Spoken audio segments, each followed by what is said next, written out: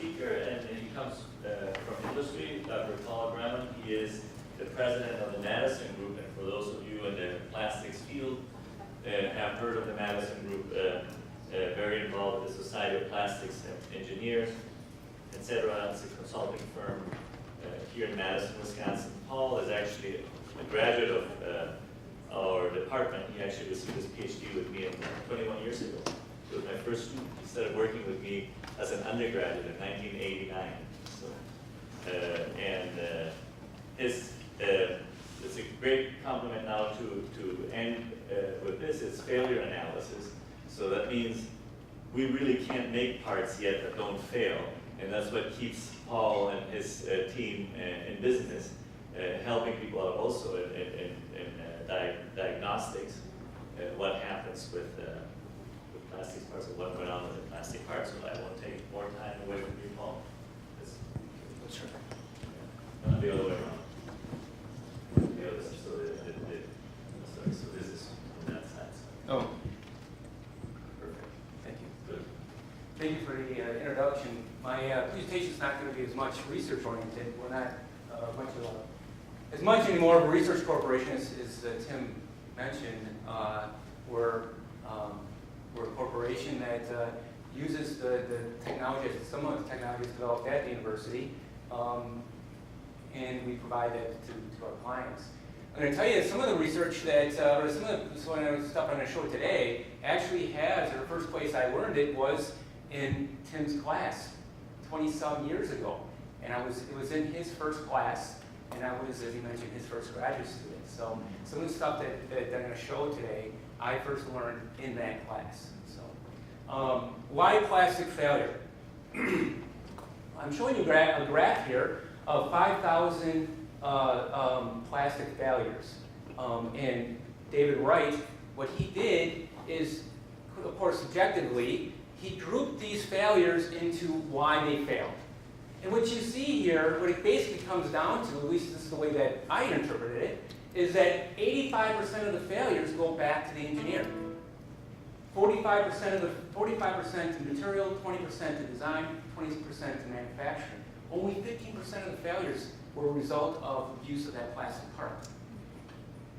I can tell you that our company, the Madison Group, now is 23 years old, and we've almost looked at probably we estimate about 20,000 different parts, and many of these parts are fail parts, and we also see about 15% of the failures are from abuse. So again, 85% of those failures go back to the engineer.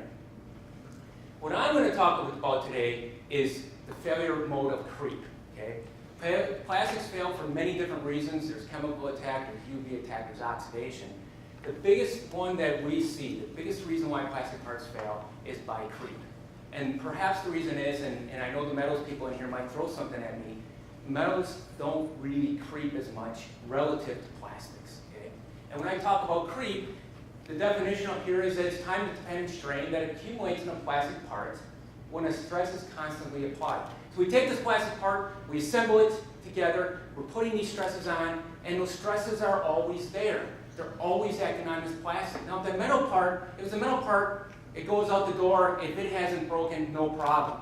That is not the case with plastics, and I'm hoping that you're going to get that from my presentation today. Creep rupture occurs at a stress level that is below, typically much lower than the material's yield point. Again, if you're a metals person and you design metals parts, your ear might be tweaking right now. Hold on here. We design parts to the yield point of that part. We'll use some type of factor of safety, but we're using the material's yield point. That's why that right there, that is the primary reason why we see failures, is because the design is not taking into account that creep rupture occurs at a stress level below the yield point, and then usually it's significantly below that. So I'm going to show you here, perhaps this is a better way to show it. This is a graph from ASM, right out of ASM book, and what it's showing is the time to failure. At what point will this plastic fail at the different stress levels, again, over time. So of course, the higher the stress, the lower the time that plastic is going to fail. Okay? If this is metal, this is going to be a horizontal line, right? I mean, and perhaps the line is going to be horizontal, it's going to be up on the roof of this building. Okay. So let's look at this a little bit closer. If you're, all of us probably here are used to doing tensile testing with dog bones, doing ASTM D638. When we do that type of testing, what are we doing? We're getting this data right here. We're not looking at this data over here at all, but this is the data we need for plastics. Okay? So let's look at an example. Here's a plastics coupling nut. Okay?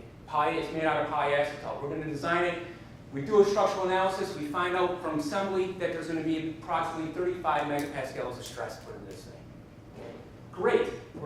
If you see the dashed line there, the strength of this part is 70 megapascals. We have a factor of safety of 2. No problem. This part is going to perform with no problem whatsoever. But look what happens over time.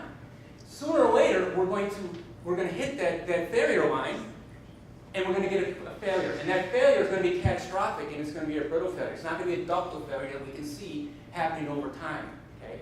It's happening over time, but very, very minutely. Okay? The molecules are separating themselves. We're not talking silly putty here where we see these long stretches. No, very, very, very microscopic. Okay? And then we have failure, of course. This is where we see failures, and this is the primary reason. Let me give you an example. Here's an electrical connector for an auto. I would probably guess that, unfortunately, someone in this building probably has one of these in their car right now. It's a very, very common electrical connector. It was sent to this company, sent it to us. We're a very good client of ours.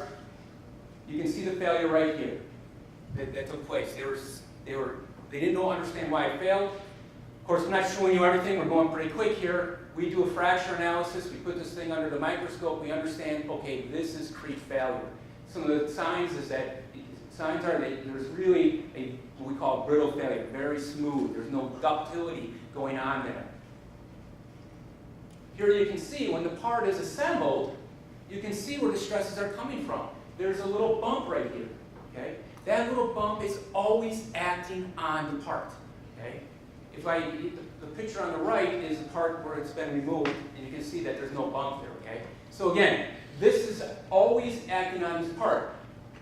There's also a very sharp corner there, which with plastics and even metals, we don't like sharp corners, but plastics are extremely, extremely sensitive to sharp corners. We cannot have them in plastic parts.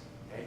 Along with the parts, the company sent us this overhead from their engineers and said, you know, we've done a lot of engineering. The auto company is really on our backs. We've really gone through this. And we keep on we've done the structural analysis, and we keep showing that this thing is not going to fail. And they do their structural analysis, and you can see here, and basically they're saying, okay, the maximum stress is 45 megapascals. If you look up in the database, and from what they did from ASTM D638, they get a tensile stress of 55 megapascals. Their conclusion is, hey, 55 is greater than 45. I'm hoping from my graph that I showed this previously, what happened is that with this part, they ran into that failure. This failure was occurring from the time they manufactured it, by the time that it was shipped to the manufacturer. So within weeks, this part was failing. Okay. That's what creep failure. That's when creep failure occurs. That's what creep failure is. Okay. Now they could have actually, because it was such a short time, they could have done some very quick analysis. They could have gone to the internet and they could have seen that this was actually the case, that this would have failed. Here you can see, just using a database called Campus Plastics, one of the few databases that has any type of long-term behavior. Okay, so you see the strain here, then you see over time and the different stresses.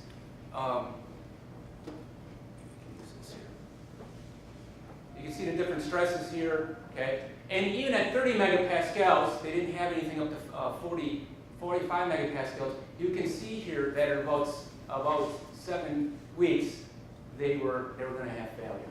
Okay? So very quickly. But of course, the parts that we're making, we're not going to wait. This is 1 year. They're hanging a weight on plastics to get this data right here. If you want this thing to last a decade, you're not going to sit and wait to hang a plastic for a decade. So what we need to do, and what we need to do is to use short-term testing to predict long-term behavior. And that's now what I'm going to move into. This kind of data works very well, but again, when we're talking about really realistic parts, we need to have that data. So what we're going to do is we're going to use dynamic mechanical analysis to predict this behavior, this long-term behavior. This sort of falls under, if you look under ASTM D2990, some of this falls under that. And then here's some other references, and there, particularly Tim has it in his book, and we use that actually for this technique. So what is it? What's the basic premise behind this? Well, we know when we apply, what I mentioned earlier with creep, is that we're going to apply a stress to a plastic part. And over time, that plastic is going to creep, okay? Very, very small, but it's going to creep. And what we're going to see is that if we use Hooke's law, we know that the modulus equals the stress divided by the strain. We have an initial strain, and this strain is going to increase over time, okay? So this modulus is what we want to get. This is the material behavior that we're trying to get. If we have this modulus over time, we're somewhat set, okay? And how are we going to get that? Is we're going to use, again, dynamic mechanical analysis. This is a very high-end technique that some people say it's basically tensile testing on steroids. Basically, it monitors very, very accurately stress and strains at different temperatures. Now, the stresses and strains are very, very small, okay? And we're going to do this at different temperatures. And what we're going to use is we're going to use the principle that the equivalence between time and temperature. The plastics have an equivalence. That, for instance, at low temperatures, things happen slowly. Okay? At high temperatures, things happen fast. Okay? And what we're going to do is we're going to increase the temperature on our plastic to predict that long-term behavior. Okay? And we just go into this a little bit more. So what we're going to do is these are all sets of, each one of these are a set of DMA tests. And each one is at a certain temperature. So this one's at 20 degrees. We load it, excuse me. And just from creep at 20 degrees, you can see the modulus. Again, we're measuring, we know the force we're putting into it, and then we're going to measure the strain or vice versa, it doesn't matter. We're going to measure that strain if we're putting in a certain force. And this is how that modulus is decreasing over a small amount of time. We're going to do it at 25 degrees. We're going to get the same thing. Of course, as the temperature goes up, the apparent modulus is going to go down. Okay? And then what we're going to use is time-temperature superposition. Okay? Some of this work actually originated right down the street here with Ferry, down at the chemistry building, perhaps half a mile down the road. So what we're going to do is we're going to use time-temperature superposition. What we're going to do, let's say that we want to know, for instance, how the part's going to behave at 25 degrees C. And what I'm showing you here is we can do the same thing if we want to know what it's going to behave at 50 degrees C. But let me just show you what happens when we do at 25 degrees C. We take this and we shift the curve over to the same time for the 25 degrees, and then we shift all the other curves over to match them up. As you can see here, each one of these to get our master curve. This is the modulus, the apparent modulus of this material at 25 degrees Celsius over time, okay? Over a huge amount of time. Now we're set. We have that modulus, how this material behavior is of this material, again, over time. So the other thing we need to know, of course, is we need to have a failure criterion. What failure criterion are we going to use? This can vary. In the case that I'm going to show in a second, what we use in this case is that it's what we call the equivalent linear elastic strain. Basically, we do a tensile test at the temperature that the part is going to be used at. We then have at the linear portion of that graph, we draw a straight line and we go up to yield, and then we find out what is that strain. That is our failure criterion. This can be a little somewhat subjective, but actually it's more objective, but this seems to work the best, and we'll see that in just a second. So now we have our material behavior over time, our modulus, our parent modulus over time. We have our failure criterion. Again, here's our equation. We're trying to figure out strain over time equals our stress divided by the parent modulus over time. We have this, okay? And this is, of course, changing with time, which means our strains are changing with time. The stress we're going to get by finite element analysis. We're going to do some analytical. We need to know what the stress that this part's going to see for stress. Okay? So we need to know that, and we need to have our failure criterion. Okay? So we're going to look here now. We're going to have this stress. We're going to have this. We're going to look at the strain over time. Here is, for that case, here is the strain over time at the stress. And as I mentioned, here's our failure criterion, is 1.5, or just short of that, is our failure. So at approximately 2 years, we're predicting that failure. Let me go into a realistic case. We do this type of analysis on a regular basis. We're continually doing this type of analysis. We do it for the auto industry, we do it for the medical industry. It becomes very interesting when you have companies changing plastics, or when they're moving from metals to plastics. This is when it becomes really interesting. This particular part here, and I have the part right up here at the front, is a huge industrial fan for a HVAC system. Okay? And this company that wanted to move from metals to plastic, the plastic gives a lot of benefits. One is that they were trying to reduce the noise. And to reduce the noise, they need a certain shape and the efficiency. And they can only do that with plastic. Okay? And of course, there's a lot of other benefits to doing that.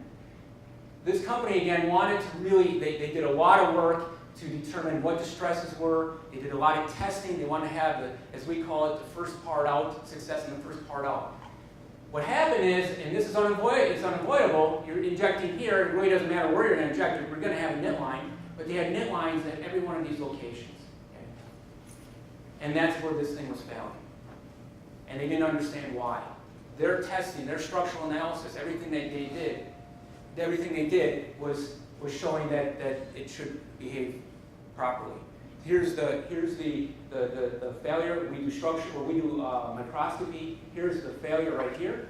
Okay, it's polypropylene, glycol polypropylene, and it told us that this was crete failure. Okay, it was not chemical related.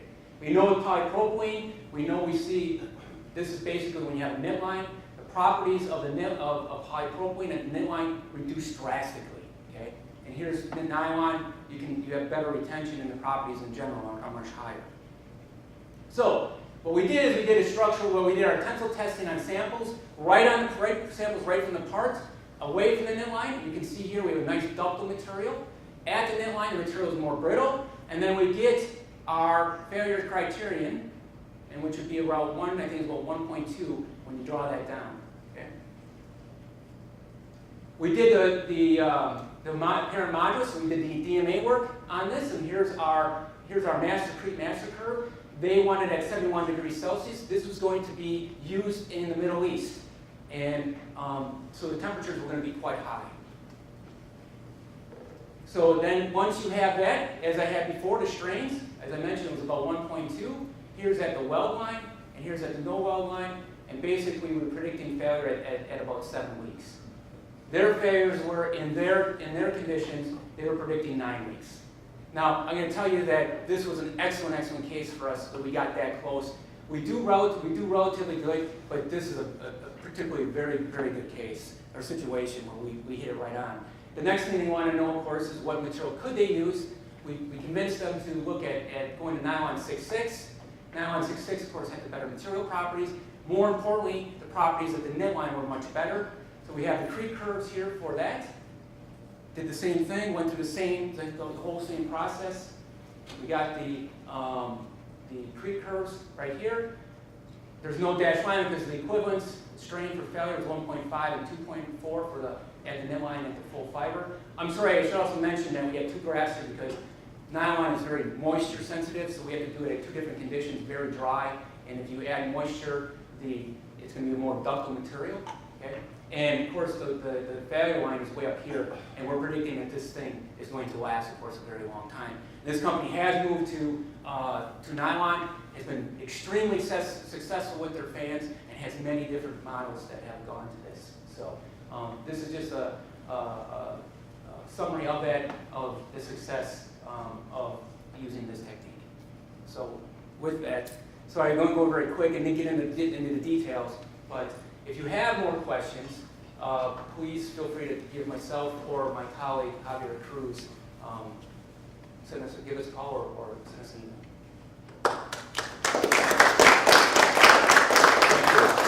Gave me the idea to send you to give a talk at my class. This is really practical stuff, and it shows the importance actually of understanding mechanical material behavior. Yes, Aaron? Yeah. I have a quick question. So, would you say the majority of the parts that the Madison Group sees are injection molded or traditionally manufactured plastic parts? There are always going to be plastic parts, though we get parts that are plastic and metals, because we're never going to get away with both materials being used. But we're a plastics consulting firm, so we have 16 people that are all plastics consultants, right. And we help companies when a lot of companies come to us to help them with design work before there's a failure. So that's where we're doing most of our work is with companies before there's a failure. But if they have a failure, then of course then they're in a big hurry. I guess the root of my question is, so since the earlier talks were dealing with additive manufacturing, are those newer manufacturing processes expected to produce different levels of creep over time or different properties in regard to creep? Yeah, that was when I saw Natalie's talk, and that of course was going through my head because I saw the reduction in the elongation. And when we have that reduction in elongation, that's where we really start to shine out in creep, is that type of thing. So you might have this nice strength, but if you lose elongation, then you're probably going to have creep problems down the road. Other questions? Yes? Does the creep strain over time then reduce the force on the part in certain applications, like a plastic nut? It has that 35 megapascals, but once it creeps a little bit, it'll reduce the force on it, and that can complicate your. Yeah, you're exactly right. It's always going to, I had a little graph for stress relaxation type of stuff, and you're exactly right. That it does make, you're having relaxations going on, especially when you start having cracking going on. Then all of a sudden, what does a crack do? A crack is a response to stress. And once that crack starts to form, stresses are starting to go down because it's relieving that stress. So you're exactly right. There's a lot of assumptions built into this model, and that's sort of when I said that we hit the 7 compared to 9. We don't never tell our clients that we're going to get that close. We tell them an order of magnitude, and really where the technique is the best is when we're really looking at comparisons of one material to the next, or geometry from one geometry to the next. Well, thank you, Paul.